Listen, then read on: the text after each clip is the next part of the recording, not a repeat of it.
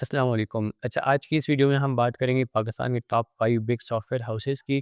तो इस वीडियो को स्टार्ट करने से पहले मैं आपको एक चीज़ बताता चलूँ कि पाकिस्तान में ज़्यादातर सर्विसेज़ बेस्ड कंपनीज़ हैं, प्रोडक्ट बेस्ड कंपनीज़ बहुत कम है। अगर हम इसकी कंपैरिज़न की बात करें तो 90% सर्विसेज़ बेस्ड हैं और सिर्फ 10% ऑलमोस्ट मेरे ख्याल से प्रोडक्ट बेस्ड हैं।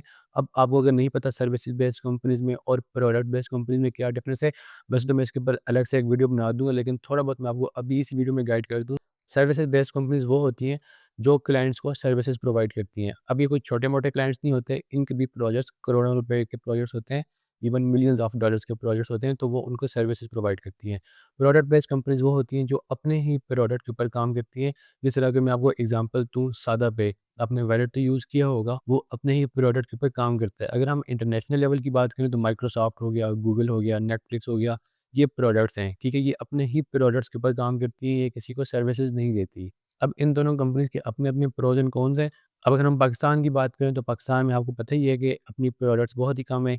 इनड्राइव है, सादा पे है, ये कुछ कंपनीज़ हैं पाकिस्तान की जो कि प्रोडक्ट बेस्ड कंपनीज़ हैं, लेकिन सर्विसेज़ बेस्ड कंपनी पाकिस्तान में बेतहाशा हैं। देखो, अगर हम सैलरी पैकेजेज़ की बात करें ना, तो प्रोडक्ट बेस्ड कंपनीज़ आपको कंपैरेटिवली सर्विसेज़ बेस्ड के ज़्यादा ऑफ़र करती हैं पैकेजेज़, और वहाँ पर आपके ऊपर इतना ज़्यादा प्रेशर भी नहीं होता। सर्विसेज़ बेस्ड कंपनी में आपके ऊपर बहुत ज़्यादा प्रेशर होता है, क्योंकि आपको क्लाइंट को प्रोजेक्ट डिलीवर करना होता है, और कभी-कभी तो नाइट शिफ्ट्स भी लग रही होती हैं इस काम के ऊपर।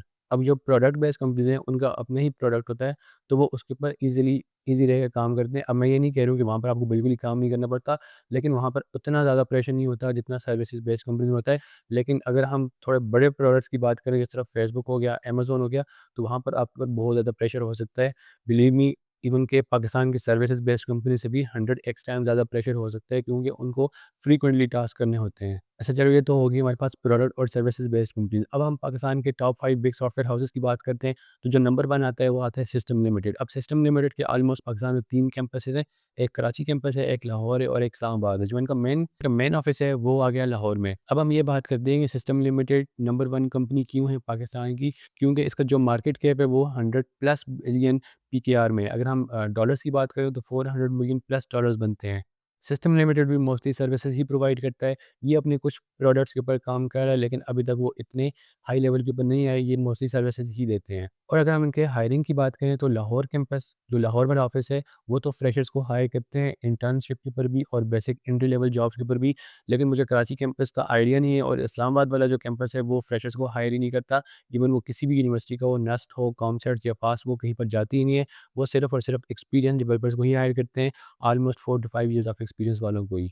और अगर हम इनकी बेसिक एवरेज सैलरी की बात करें जो कि फ्रेश ग्रेड को देते हैं, वो ऑलमोस्ट 1 लाख टू 120 के दरमियान रेंज करती है। और अगर हम एक्सपीरियंस डेवलपर्स की बात करें, जो कि पर्सनली मैं खुद भी जानता हूँ, इस्लामाबाद कैंपस में काम करते हैं, जो कि 4-5 साल के एक्सपीरियंस वाले हैं, उनकी सैलरी 4 टू 5 लाख के दरमियान होती है। अब सेकंड नंबर पे जो सॉफ्टवेयर हाउस है वो है नेटसोल। नेटसोल भी पाकिस्तान के ओल्ड सॉफ्टवेयर हाउसेज में है। इसकी ये 1997 में बना था पाकिस्तान। नेटसोल पाकिस्तान का फर्स्ट सॉफ्टवेयर हाउस है जो कि अमेरिकन स्टॉक मार्केट नैस्डैक और पाकिस्तान स्टॉक एक्सचेंज के ऊपर भी बेस्ड है। अब सिस्टम लिमिटेड भी पाकिस्तान स्टॉक मार्केट के ऊपर बेस्ड है। अब अगर हम नेटसोल की ही बात करें तो नेटसोल का एक ही ऑफिस है, और वो है लाहौर में, और ये भी मोस्टली फ्रेशर्स को हायर नहीं करते, ये भी एक्सपीरियंस डेवलपर्स को ही हायर करते हैं। लेकिन ये कुछ हद तक फ्रेशर्स को हायर करते हैं फ्रॉम टॉप टियर यूनिवर्सिटी, जिस तरह लम्स होगी, नेस्ट होगी, या फास्ट होगी, या कॉमसेट्स होगी।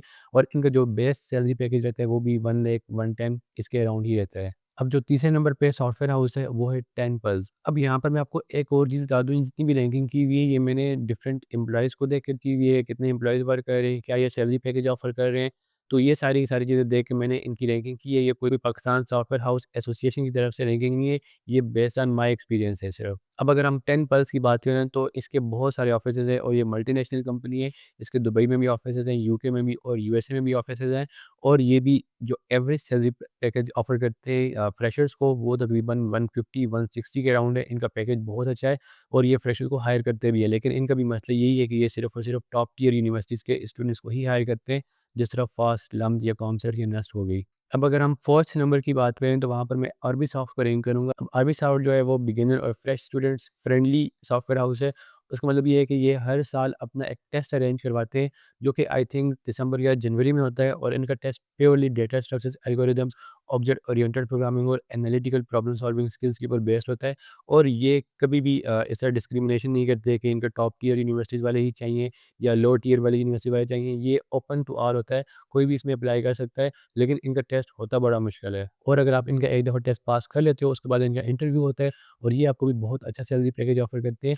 130-140 के अराउंड इनका फ्रेश ग्रेजुएट का इनका पैकेज होता है। और अगर हम इनके एम्प्लॉइज़ की बात करें तो ये ऑलमोस्ट 700 टू 800 एम्प्लॉइज़ काम करते हैं इसमें। और ये एक मीडियम लेवल सॉफ्टवेयर हाउस है, लेकिन इनका जो सैलरी पैकेज है वो काफ़ी ज़्यादा हाई है। और एक सबसे अच्छी बात ये है कि ये यूनिवर्सिटीज़ देखकर आपको हायर नहीं करते। अब जो 5th नंबर पे है, मैं फोलियो 3 को रैंक करूँगा। फोलियो 3 कराची बेस्ड कंपनी है। और हाँ, मैं बताना भूल गया, जो आर्मी सॉफ्ट है वो लाहौर बेस्ड कंपनी है और इनका एक ही ऑफिस है लाहौर में। अब 5th नंबर पे फोलियो 3 है। फोलियो 3 भी एक मिड साइज़ कंपनी है जो कि ऑलमोस्ट 300 टू 500 एम्प्लॉइज़ हैं उसमें।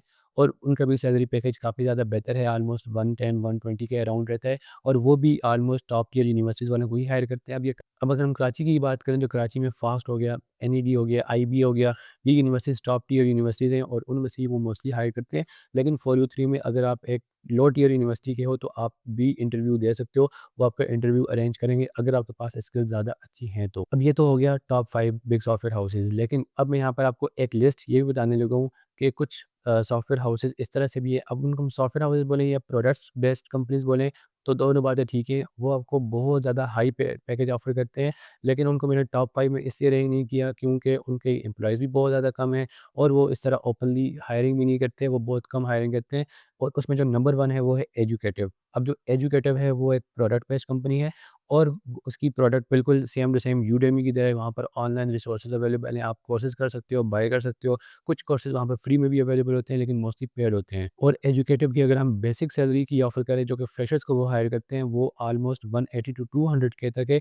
और अभी तक जो मेरी रिसर्च है उसके अकॉर्डिंग सबसे हाईएस्ट पेइंग कंपनी पाकिस्तान के अंदर एजुकेटिव ही है। सेकंड नंबर पे मैं यहाँ पर सादा पे को रखूँगा। सादा पे भी आपको बहुत हाई पैकेजेस देते हैं, ऑलमोस्ट 160-170 के अराउंड देते हैं, क्योंकि सादा पे भी एक प्रोडक्ट बेस्ड कंपनी है, ऑनलाइन ट्रांजैक्शन वैलेट है, तो वो भी आपको बहुत ज़्यादा हाई पैकेज ऑफर करता है। और थर्ड नंबर पे अगर मैं यहाँ पर रखूँगा तो मैं ईज़ी पैसा और जेएस कैश को रखूँगा। जेएस और ईज़ी पैसा दोनों आपको बहुत ज़्यादा हाई पैकेज ऑफर करते हैं, ऑलमोस्ट 150, 170, 180 तक इनके जा रहे होते हैं। लेकिन इनका जो हायरिंग प्रोसेस है वो बहुत ज़्यादा टफ है और इसमें मल्टीपल डिफरेंट फील्ड्स के लोग काम करते हैं, बिज़नेस एनालिस्ट भी काम कर रहे होते हैं, सॉफ्टवेयर इंजीनियर भी हायर हो रहे होते हैं।